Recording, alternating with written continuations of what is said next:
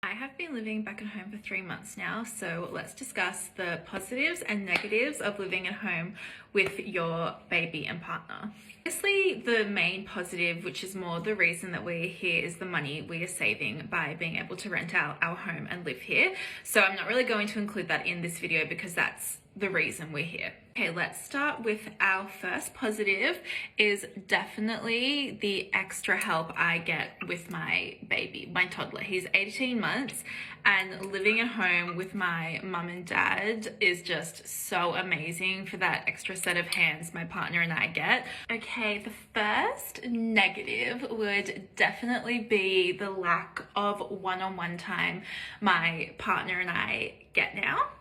The lack of one-on-one time has definitely been made worse by the fact that our son now sleeps in our bed. So I co-sleep every night. We don't have access to our bed. So the only place we have to go is the downstairs lounge room. There's only one lounge room with a TV here. And, you know, there's usually someone else there watching TV, my mum or my dad. So it's really hard, the lack of one-on-one time I get with my partner. We just have nowhere to go to be in bed together now. And like, obviously, it's really hard to have any intimacy because like the one bed we can go into, which is where my partner sleeps every night, shares a wall with my parents' room, so we just can't do it.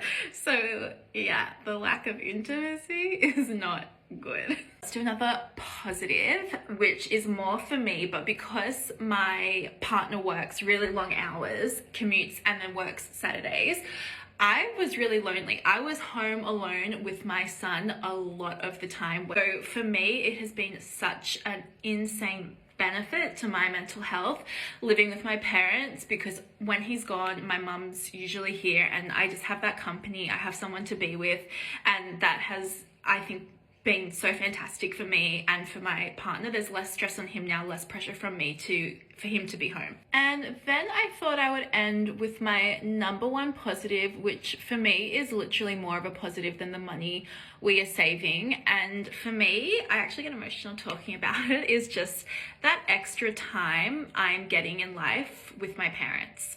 When I moved out with my partner and, you know, then had a baby, obviously that's life and you transition into creating your own family unit and you never live with your parents again, right?